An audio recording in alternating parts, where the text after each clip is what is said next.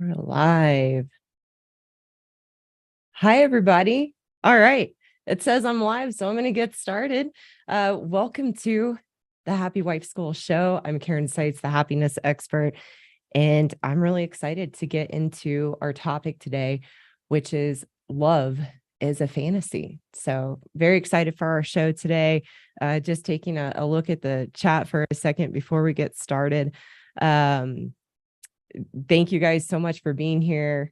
Stevie O, Troy, Michael, good to have you. Yes, Steve O, we'll talk about that soon. That's a classic example of emasculation. So another topic for another time, but I do have some plans for a video on the Will Smith situation. Yes, we're gonna have more lessons in women's behavior today. Troy, your comment really made me laugh. I saw that pop up before I went live today.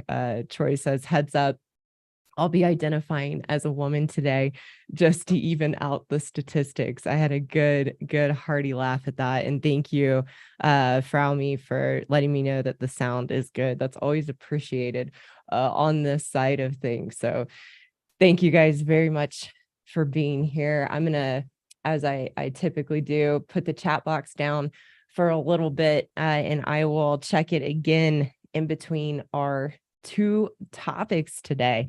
So let's dive in. Let's get into the first one. So love is a fantasy. Love is a fantasy. And the reason I want to talk about this, what brought this up, why I wanted to do this as a topic.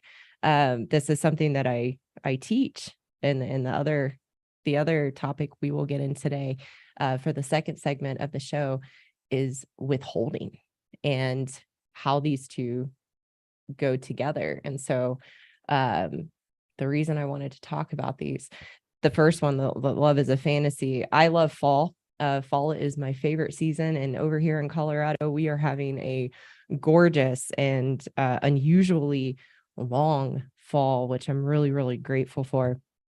And there's some movies that I like to watch in the fall. They're just nostalgic for me, that I grew up watching. And one of those movies is actually a rom-com.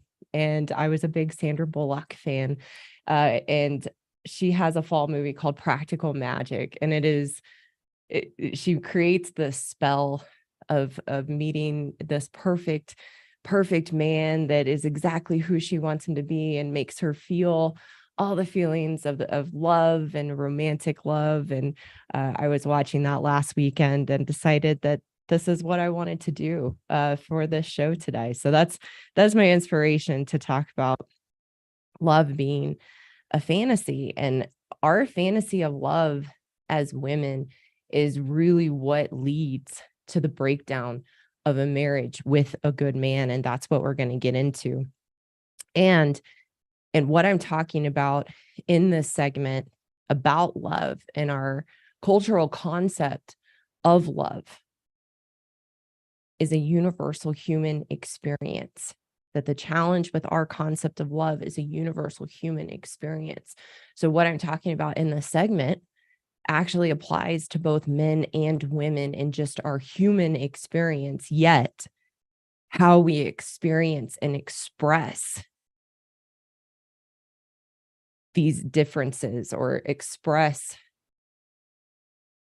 our notion or understanding of love as humans is expressed very differently as men and women. And I will get into those differences. But what we have to understand just right out of the gate is that love and our concept of love and our culture and as humans is not love at all. It is actually what I call the absence of love. And the reason that what we call love is not love at all is because it is dependent. What we think of as love is dependent on another person making us feel those feelings of love, which can never last because no one is capable of making those feelings of love last for another person.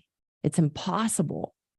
And the reason that we have this notion of love as humans, of wanting another to make us feel loved in who we are, is actually based on our own human emptiness that we all have. Every one of us as women and men, if we slow down, if we're honest, if we're willing to be introspective and reflect, we can all know that we have this emptiness and void within us, that we are constantly looking for people and things and attachments and identities of who we are to fill that emptiness in ourselves. It's our human condition. And one of those ways that we want that emptiness and void filled in us as humans is to feel loved and to have another make us feel loved, which is impossible. Because like I said, maintaining those feelings of love from another person is not sustainable. And it is actually based on codependency, that as long as you make me feel these feelings of love, then I will feel loved. But as soon as you do not, then I don't feel loved. So those feelings of love are dependent on another person. And those feelings are a temporary, fleeting experience. And we all know that. That's why the beginning of how we feel in a relationship, that honeymoon phase, we all know eventually that it's going to fade, that it can't last. We know that. And that's because those feelings are not real and they are not sustainable. So the reality of falling in love is based on someone trying to fill that void and emptiness that we feel as humans with how they make us feel.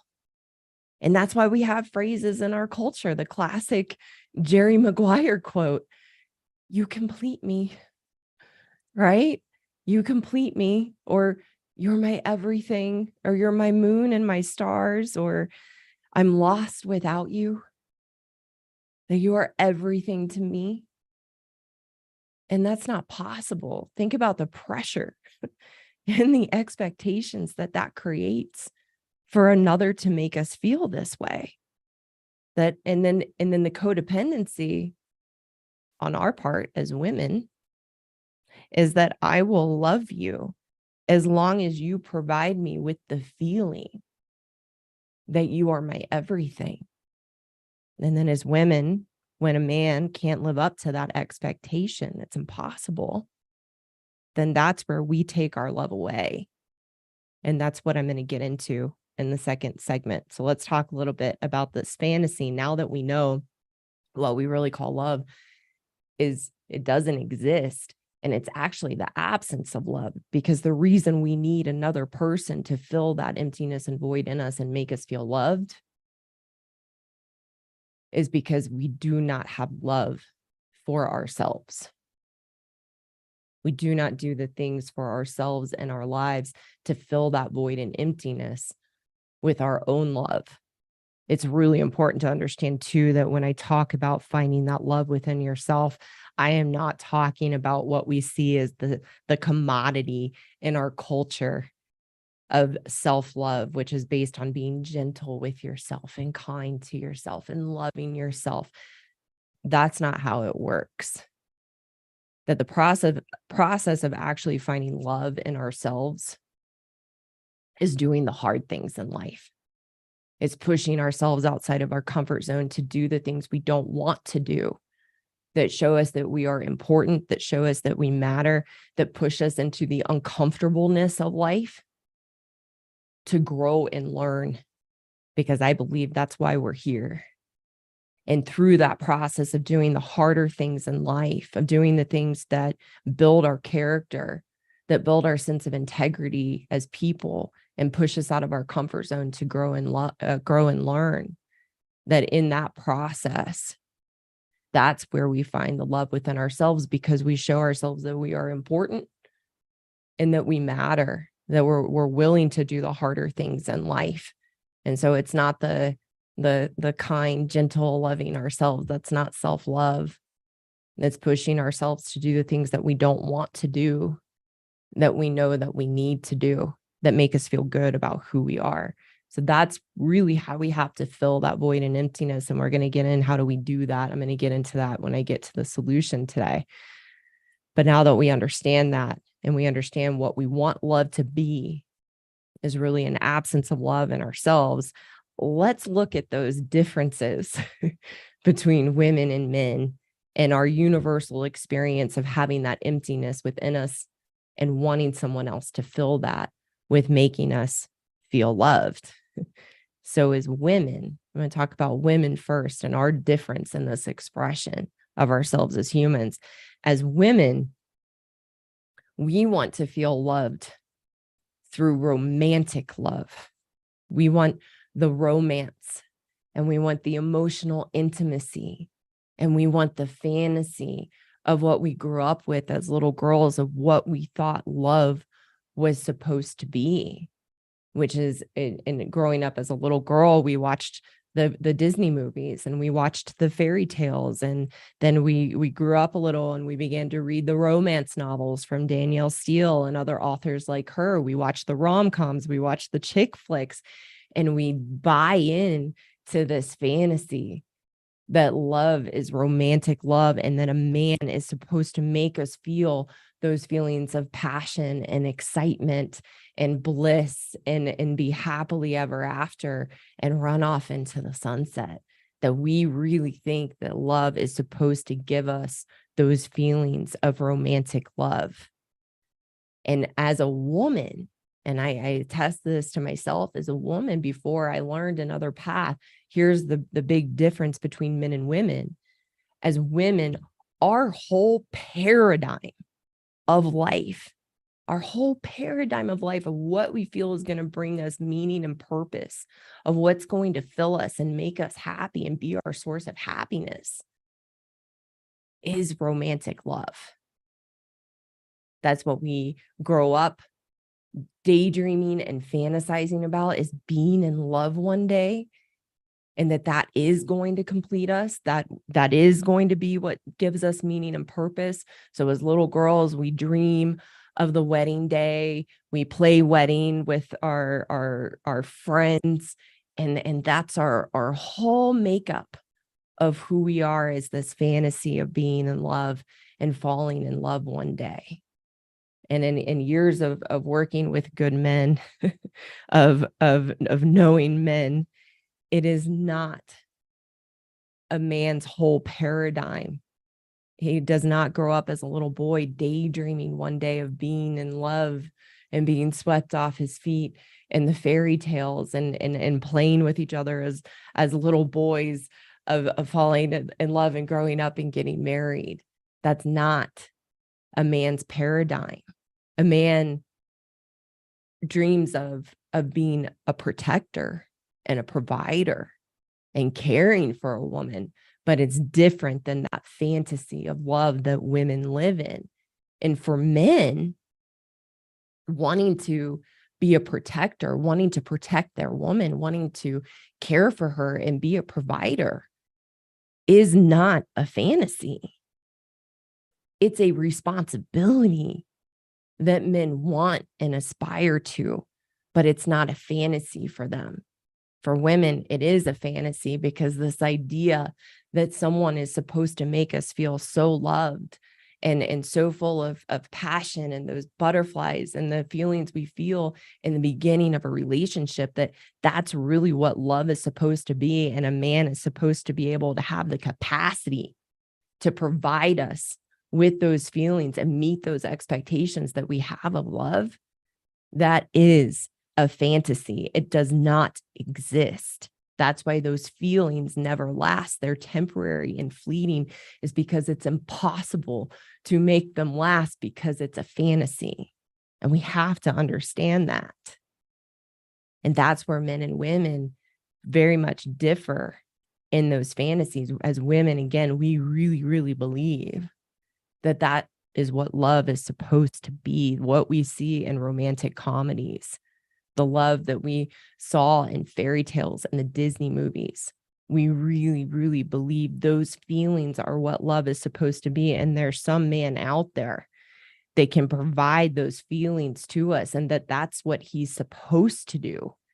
We believe that is a man's role in a relationship, is to provide us with those feelings of romantic love, which is impossible because, again, they do not exist. So for men's idea of love, because again, we all have this human emptiness and we want to fill that emptiness with being loved. As women, we want it to be filled with romantic love. And for men, it's more comes in the form of being validated and respected for who they are as men. That is a man's idea of being loved, isn't the romantic sense of love. That's not what's important to a man, generally speaking. A man wants to feel loved, again, by being validated and respected for who they are as men. And men have very practical, reasonable expectations of how to be loved in that way in a relationship, which comes through respect, affection, and sex. That's how a man feels validated and respected for who he is as a man. And so a man's fantasy of love isn't the romantic love. Sadly, a man's fantasy of love that doesn't get fulfilled, that's the sad part, because it's very reasonable. That good men are simple. They don't need much to feel loved in a relationship. But a man believes that a woman will love them, reciprocate the love that they give, and that a woman will love them and accept them for who they are. That's a man's fantasy of love. And I say, sadly, because as women, we are incapable of providing that love, of validating and reciprocating a good man's love to us. We are incapable of reciprocating that back and loving and accepting them for who they are. So that's the fantasy that a good man lives in. As women, we're incapable of providing that acceptance and love, because it comes back to the cliche that is very true. Women have no acceptance for ourselves.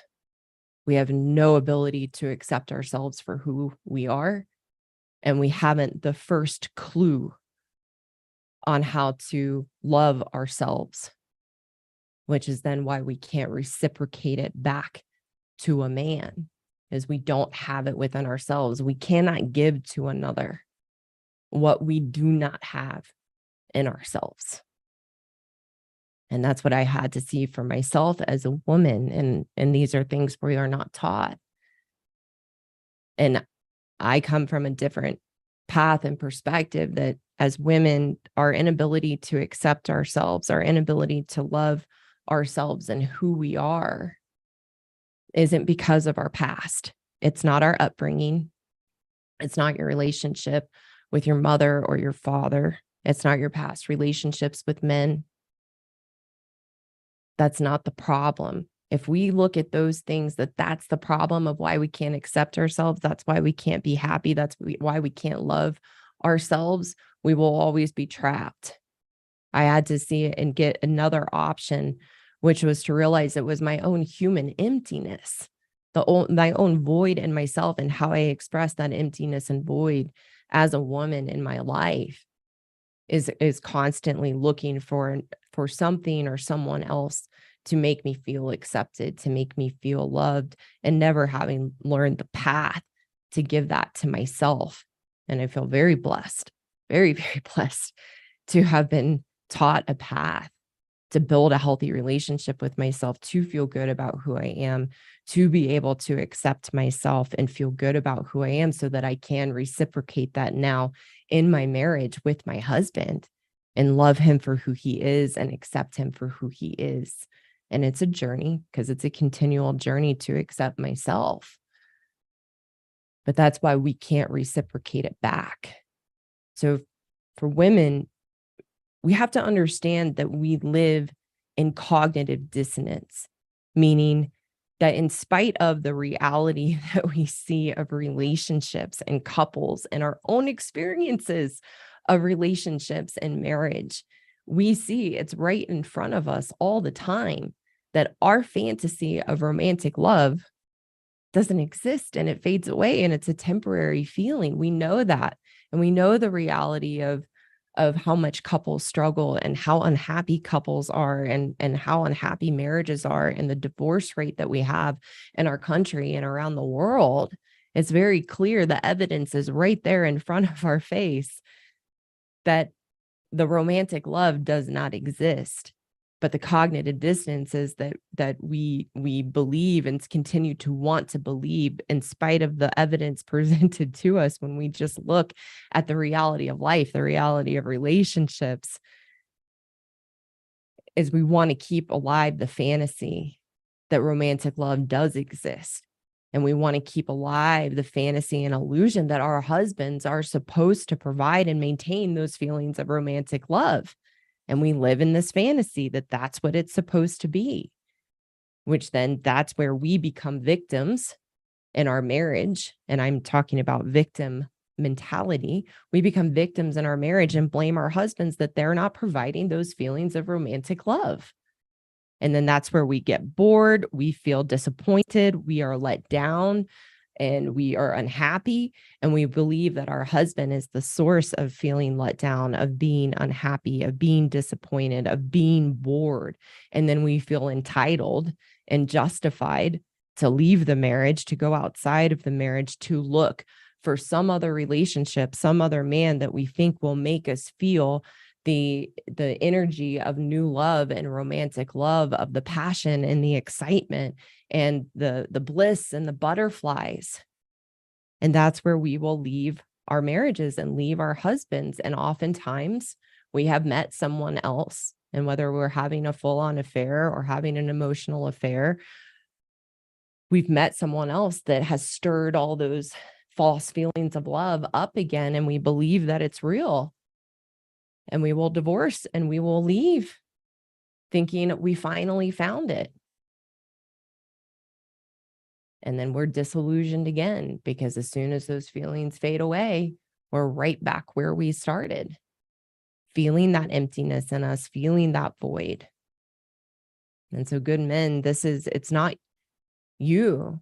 You're not the problem for why your wife has left, or why your wife wants a divorce, or why she's had an emotional affair or a physical affair. You're not the problem in that.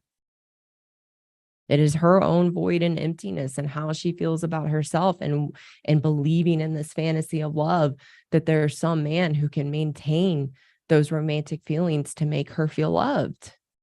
And we have to see this. This is the red pill. This is why I call my channel The Red Pill for Women. This is the truth and reality that we need to see if we ever hope to change. I saw a comment in the chat. It didn't pop up when I went live, but I saw a comment in the chat from someone that said a woman maturing and taking responsibility is not possible. And to the most part, he's correct. But I believe the reason for that is we haven't had a path that actually works for us to mature, to take responsibility. Again, I feel very, very blessed in myself to have found that path, and my beliefs. I believe God put that on my path for me to learn so that I can bring this out to other men and women. But women, we have to see these things so that we can understand how we are living in this cognitive dissonance of the fantasy of love. And like I said in the thumbnail of the video, it's time to grow up and stop the fairy tale. If you ever hope to be happy, if you ever hope to have a healthy marriage and a healthy relationship with a man, and hopefully your husband, you have to grow up and stop the fairy tale. For me, it was a huge relief and an incredible freedom to understand that what I always dreamed of as a woman, and before as a little girl, of this idea of romantic love, realizing that it was a fantasy and it was actually based on the absence of love in myself, was a huge freedom to break away from that paradigm for myself, it saved my marriage. It saved me. So we have to see the truth of this and understand that there is no man that can ever exist that will make you feel the way that romantic love feels in the beginning. There is no man out there that will ever be able to make you feel that and sustain it forever. It's impossible. So we have to wake up and recognize that. So the solution is, again, we have to find that love in ourselves. And for women, I teach in my course that we find that love within ourselves. It's the journey of being happy, which I define as having a healthy relationship with ourselves. It is learning to take accountability and responsibility for ourselves. It's the process of building integrity in who we are and holding ourselves to a standard of having high character. And that's the process that I teach. And it's learning to develop high emotional intelligence to be in control of our emotional state. And through that process, we feel good about who we are. We take accountability and we have a healthy relationship with ourselves. That's what it looks like to love ourselves. It's not going to get a massage. It's not going to get your nails done. It's not taking a break and resting and doing nothing. That's not loving yourself. Loving yourself, again, is doing the harder things in life to show you that you matter.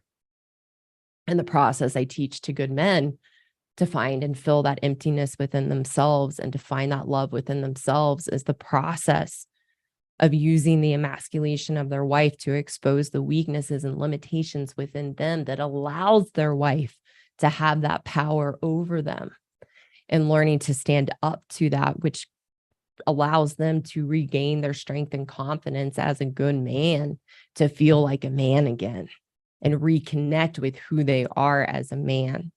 And that's the process of a good man, finding that love within themselves. Again, these are the harder ways in life that show us that we are important, show us that we matter, and that we have the strength within ourselves.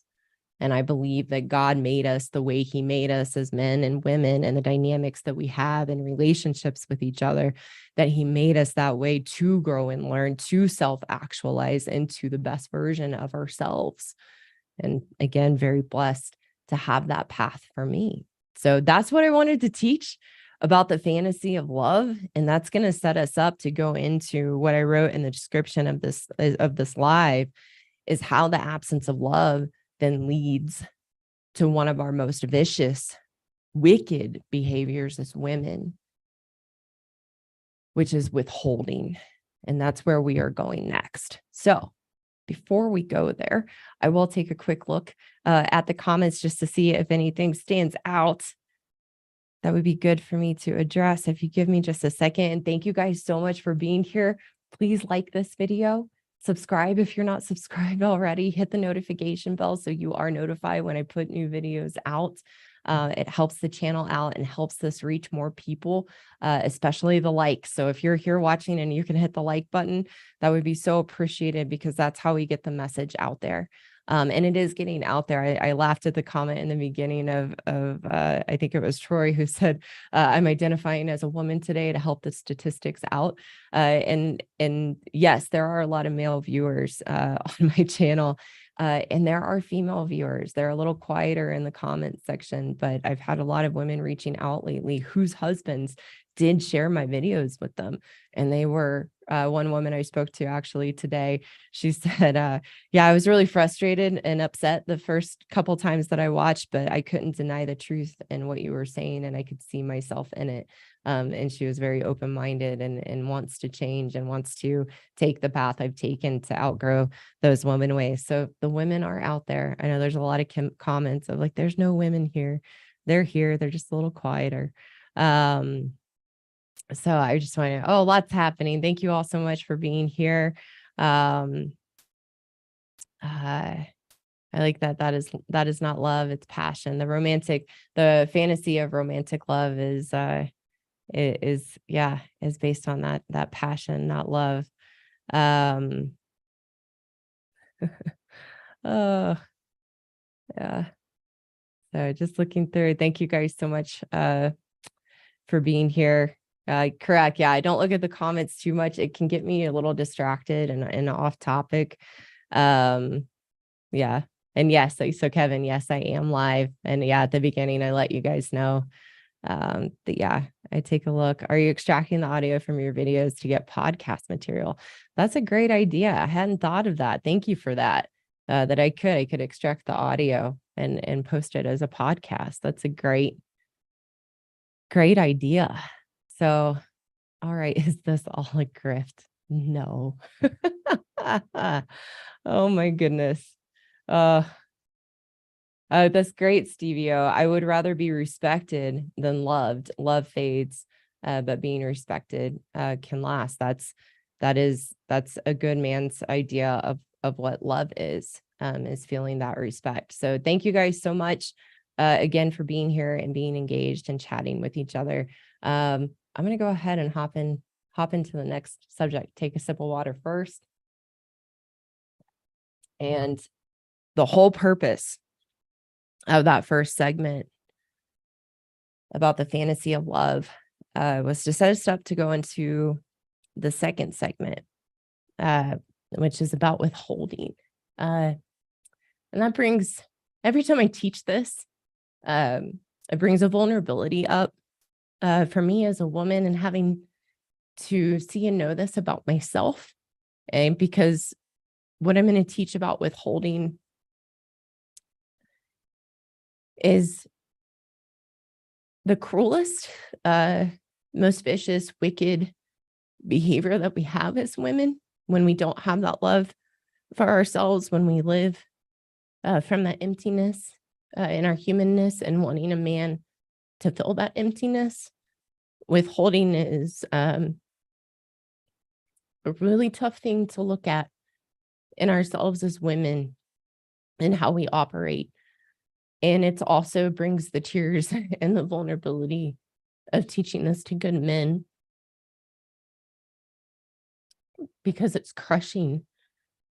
It's crushing beyond my ability to understand, because I can't,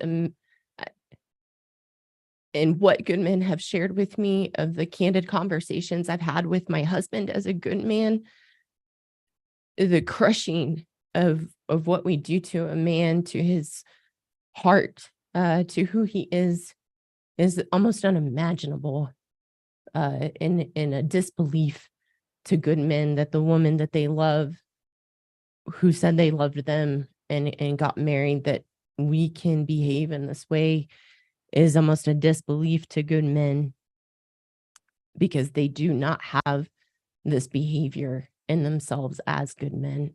And it's very difficult for a good man to hear and understand. And that for women, this is the red pill we have to take to see the truth of our woman ways so that we can change. When our husbands can't live up to the fantasy of our expectations of how they are supposed to make us feel those romantic ideals of love, when they can't live up to that because it's impossible. Again, it's based on a fantasy. That's when we withhold.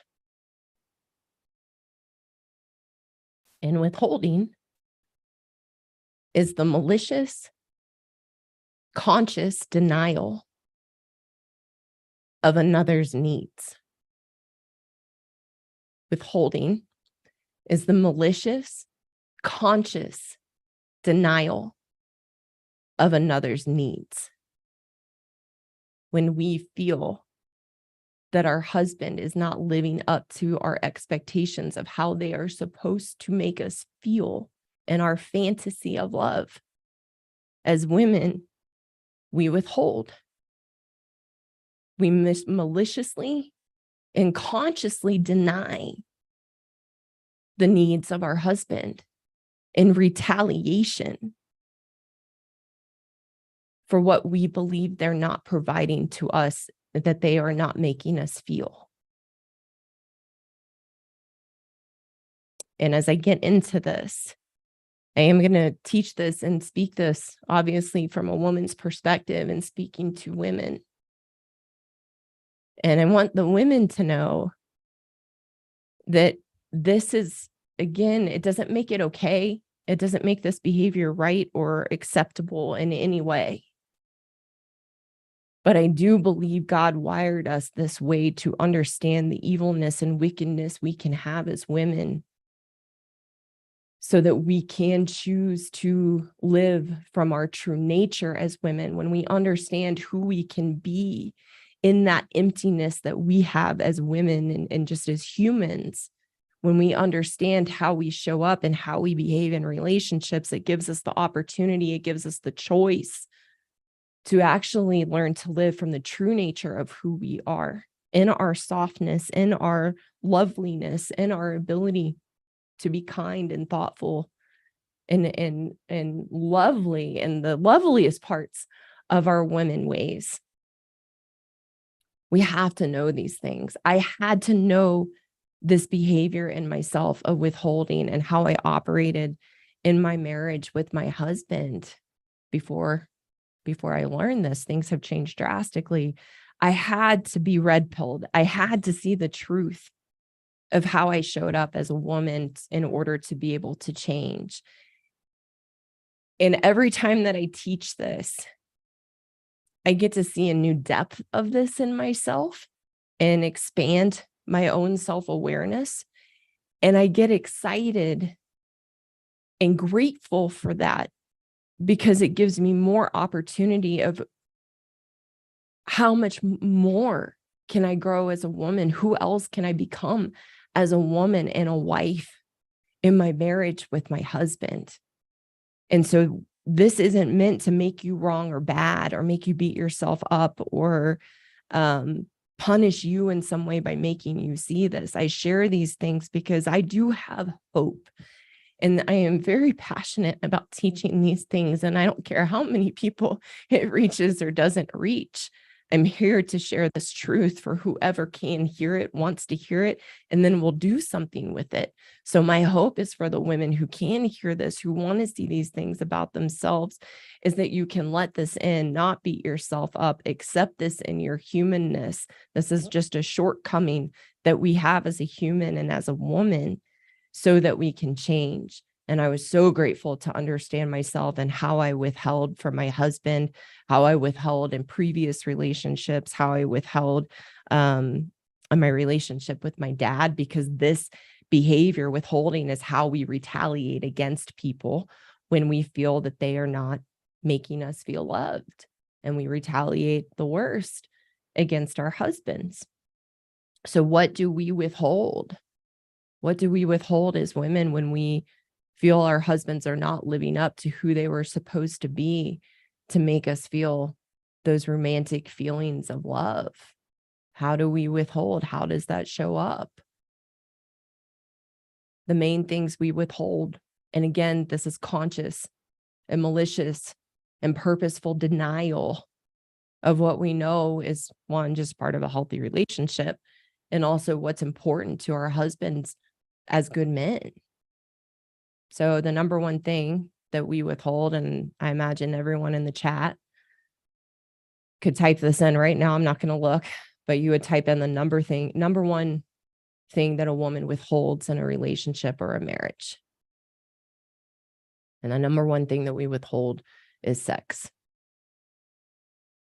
We use sex as a weapon, that when we feel that we are not being loved and made to feel loved, and those unreasonable expectations, we withhold sex. And we can withhold sex by stopping having sex altogether. We can also withhold sex by not being present in sex and treating sex as a chore, sex as a burden of something that we have to do for our husbands, but we are like dead fish. And there's no engagement, and we're not there. And that is also withholding. Number two, I'm going to go over the top 5 ways that we withhold as women. The number one being sex.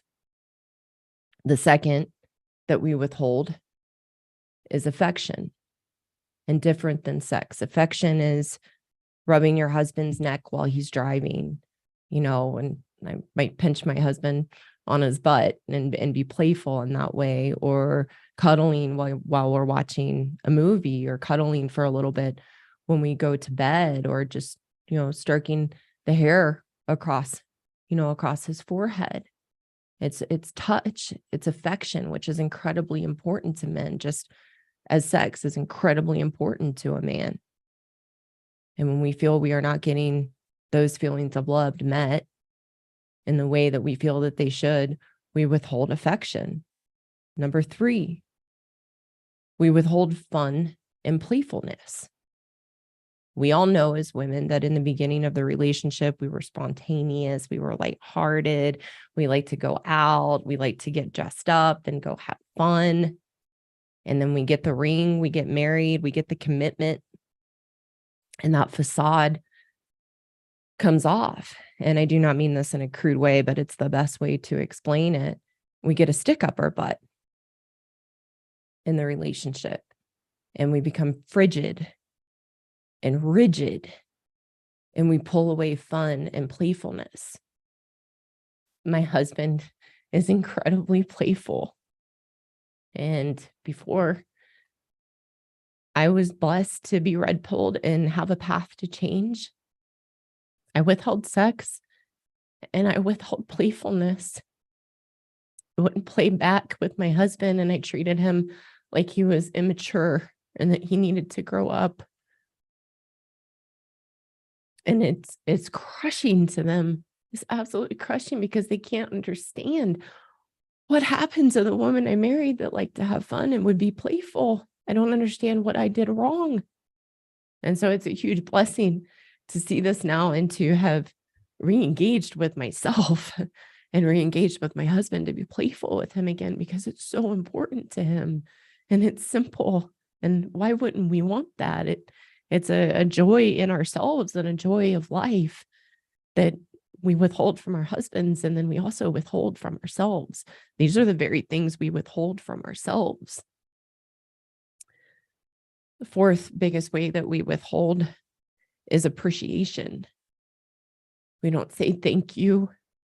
We don't appreciate our husbands for all they do for us as good men. We don't appreciate their hard work.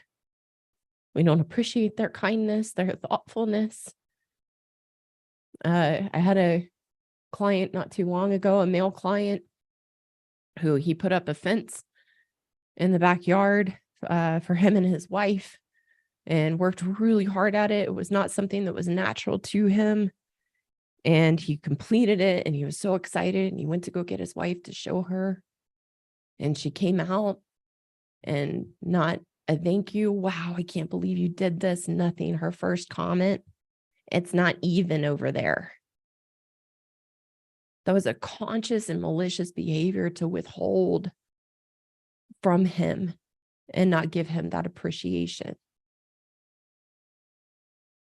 The 5th biggest way that we withhold is we withhold respect, which is very important to a man in a relationship. As someone said in the comments, it's more, that is their way of being loved, is being validated through respect.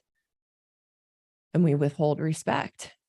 And that can look like, pardon my language, bitching about our husbands to our girlfriends, bitching about our husbands to their mother, which is one of the biggest ways we can be disrespectful, not being honest about the budget or honest about money, saying horrible things that we think we're entitled and justified to, and we should just get away with. Those are the 5 main ways we withhold: sex, affection, fun and playfulness, appreciation, and respect. And it all stems from wanting our husbands to fill this emptiness within us that they cannot. Our fantasy of love as women, of who we believe our husbands are supposed to be for us and how they're supposed to make us feel, is a trap.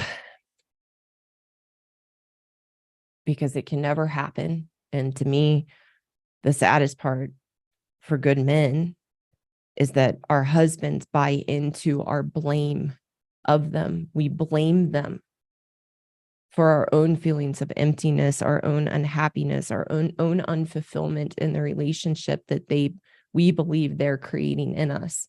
So we blame our husbands and we tell them the laundry list of demands and expectations we have of what we need them to do to make us feel loved, from writing love letters to doing things around the house without being asked, to reading the books we want them to read with us, to saying words of affection, I don't know all of them because quite frankly, they don't work.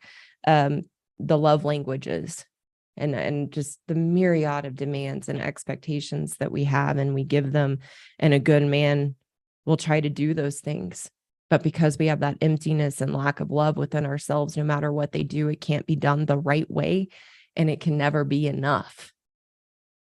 And then a good man buys into our blame through the withholding that they are the problem and there's something wrong with them that they need to fix or they need to be doing, that then we'll finally be happy and be nice and give back and reciprocate in the relationship.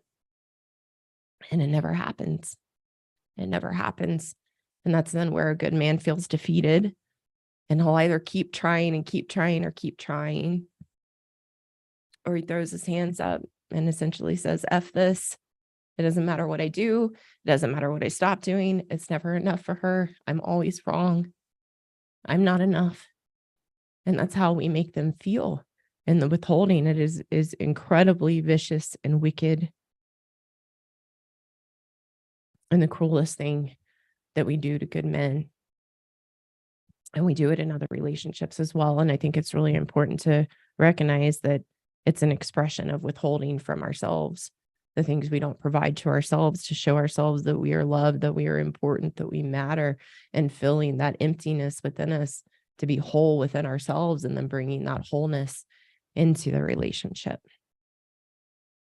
And again, these are the behaviors we have to see. We have to get exposed so we know what we actually have to work on and what we actually have to change if we ever hope to be happy, if we ever hope to feel loved, if we ever hope to have a healthy marriage and a healthy relationship with a good man. So men,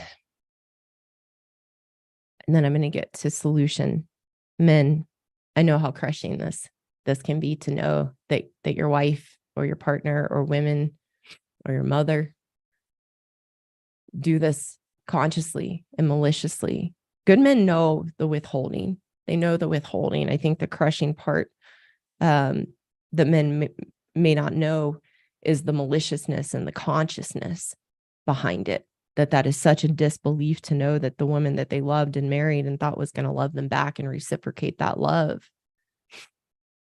would ever behave this way, would ever be so wicked and cruel. And good men need to know, because I know what some good men are thinking, because I've ran up against this plenty of times. And I do this too. I withhold in the relationship. I know I can withhold. You don't have this behavior. What I'm talking about in withholding does not apply to good men. Do bad boys have this behavior? Yes, but that's not what we're talking about. That's why my message isn't for everyone. But good men do not have this behavior. You do not withhold. I was talking with my husband a little bit about this last night because he's a wonderful man and he's always curious, and I get teary because I feel so blessed to have him now and so blessed for his patience as I needed to come around. Luckily, we were only married a year when I found this path and began to change. We've been married 10 years now. And we have a beautiful marriage. And he always asks, what are you talking about tomorrow? He gets so excited. What's on your live show tomorrow? So I was sharing a little bit about it. And he's learned this too, through my mentor. And he was like, ooh, that's a tough one. And I was like, yeah. And he said, and I said, I need to make it really apparent to good men that they don't have this behavior. And he said, no, we don't. He said, we withdraw. And he said, but in what you're talking about, there's no malice in our withdrawing. It's an expression of the hurt good men feel. So their response to the withholding from their wives or to their partner, or even their mother, their response is to withdraw, which then as women, we can think, well, you're distant and you're disconnected and you're never here. That's them withdrawing in response to our withholding. But there's no malice in the withdrawing. There's no retribution. As women and men need to understand too, our withholding, again, is intentional and malicious. There's malice in it. We mean it to be punishing. We mean it to be retribution for what we feel that we are not getting. So we need to talk a little bit about the solution. And I want to set this up again, as I did in the first segment. I truly, firmly believe we were made in the way that we were made as women and men by God, so that we can learn and grow from our limitations and shortcomings. Our limitation and shortcoming as women is the wickedness and how we respond from our emptiness in ourselves and our own lack of love in ourselves. And when men's limitations and shortcomings from their human emptiness comes from acquiescing to a woman and unknowingly giving away their power, that then allows them to be emasculated. The withholding is a power move. The withholding is a power move for us as women to be in power and control, because we feel so out of control in ourselves. And so a good man's limitation in marriage or a relationship is that unknowingly acquiescing and giving his power away to a woman, that then we use that against them to weaken them as an expression of our own weakness in ourselves. So women, the solution to withholding, first, is being honest about how we know we withhold, that we know the very things that are important to a man in a relationship that are also just an important part of a relationship. And so when we feel that they're not filling that emptiness in us and don't realize that that's our responsibility to fill that emptiness, and we withhold, we first have to be honest about that in ourselves.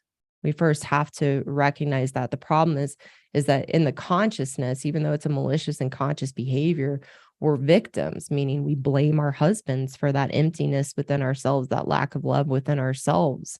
And so we feel justified and entitled, and we lack self-awareness to be honest with ourselves about what we're doing and how cruel it is. So that's why I am here. And what I was blessed with is to have that red pill, to see that truth of our woman ways, because then we can do something about it and we can change.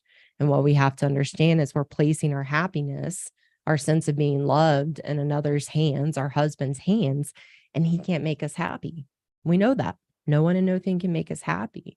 So the solution of women is learning how to take the journey of being happy, which is building a healthy relationship with yourself, learning how to feel good about who you are by developing integrity, accountability, and character in who we are. And that is what I teach women how to do in my courses.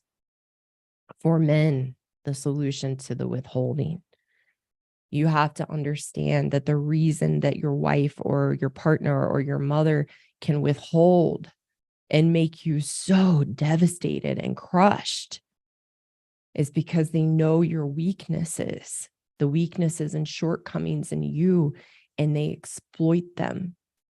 The weakness is needing that emptiness to be filled, because we've never been taught as men or women how to fill that emptiness within ourselves. And we have to know no one can ever fill it for us. It's our job to fill that within ourselves.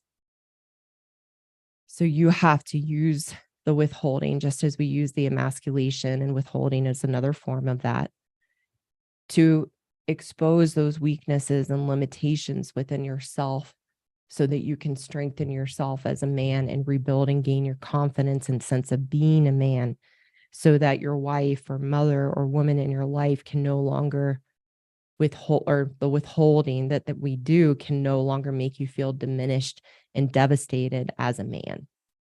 And as for women and for men, both of these processes, again, is how we fill the emptiness in us as humans to find that love. within ourselves. And what can happen then in a marriage? Well, for women, it's really simple. When we find that love in ourselves and we become happy in ourselves, we're married to good men, and their nature is to be kind, loving, thoughtful, hardworking, good providers. And when we're happy and feel good about ourselves, then that's the lens and perspective we see them, and we see the good men that we're married to, and we can be happy. And for men, it's the ability to take that power back from your wife in a way that works for you as good men. I recently did a video about how alpha ways do not work for good men, and you can check that out in my videos on my channel. This is the way in the process for you to no longer be able to be emasculated by your wife. The only reason that she can emasculate you, and it does not make her behavior okay, and this process is not to be done for the sake of your wife. The process is for you to grow and learn and become the best version of yourself as a man for yourself. But what happens is you take that power back, you find that strength within yourself again. Your wife can no longer emasculate you, and it can also give her the opportunity to then step up in the relationship, because she realizes that her games and her tricks and manipulations are no longer working, and she can see the error of her ways, and it gives her the opportunity to show up in her own goodness. So again, I like to tell men, you did not marry the wrong woman, you married a woman. And understanding our woman ways is how you become wise in yourself and build your confidence and your strength to take that power back. So thank you all very much for joining. Again, if you can hit the like button on the video, subscribe if you haven't already, hit the notification bell so you are notified when I put new videos out. I would appreciate it, because it's how we get this message out and reach more people. To wrap up today with this live, I'm going to take a look just at the chats. So let me pull that up for a second. And a question pops up right away. Could you please explain why you and a few others will hold women accountable when most other therapists, coaches, and societies at large place the blame and need for more work to be done on the man? It's a really, really good question. And I see it that very few women have been red pilled. And I explained the red pill in this context of, as women, seeing the truth of our ways.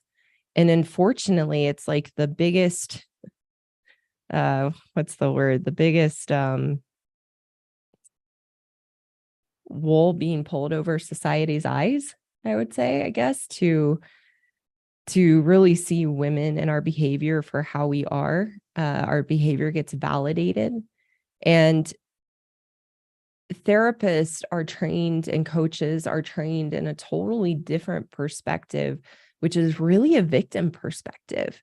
That it's about looking at our childhood. It's about looking at our relationship with our parents. And as women, we are masters of, and humans in general too, we're masters of creating stories for how we are the way that we are. And a therapist is not trained to see through a woman's story, and it gets validated. And so a therapist will hear the story of a woman and how her husband is the problem and buys into it because they have no other training. And then a lot of therapists, not all, I can't say that accurately, but there's a lot of female therapists who are women and have the same stuff and they haven't been taught this path. I mean, what I'm teaching, clearly goes against the grain, and it's very, very countercultural. I mean, we live in a culture of believe all women, and gosh, it's so ingrained and such a fabric of our society. And I mean, we laugh it off. I've taught this concept to a group of women before, and they were, and I'm guilty of this as well at times. We laugh off these behaviors. So like, oh yeah, I know I do that. Yeah, I started, another thing we withhold is our femininity and dressing up. And all of a sudden we get married and the honeymoon phase is over and are we pulling our hair up in buns and wearing sweatpants or yoga clothes all the time?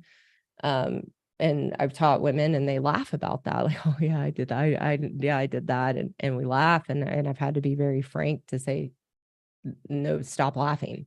This is not funny. This is very cruel and vicious behavior. And there's just not a lot of perspective out there because it is made, there's jokes about it and comedians joke about it. And we watch the movies and the shows. And so it's just like this behavior for us as women has become excused and justified and bought into believe that men are the problem. And then of course we have movements and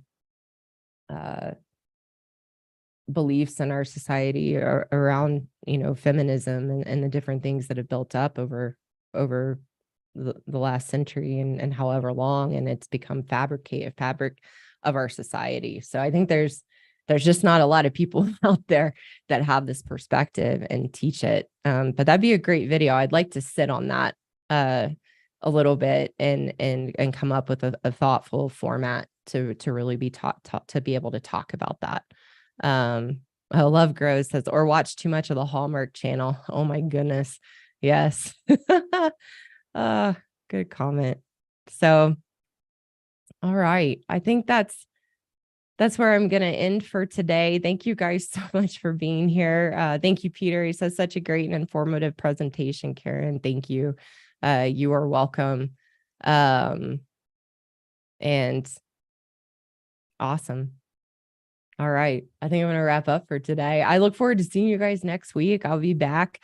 Typically, depending on my schedule, I'll either be live at 11 Mountain Time. I'm in Denver, 11 Mountain Time, which 1 Eastern Time in the States, or noon Mountain Time, 2:00 Eastern Time next Saturday. So I look forward to seeing you guys then. I hope you have a wonderful weekend wherever you are. And just thank you so much for supporting the channel. And I'm just continue to feel very, very blessed to have this platform to be able to share my message, to share my truth, and hopefully reach as many women and men as I can. Bye.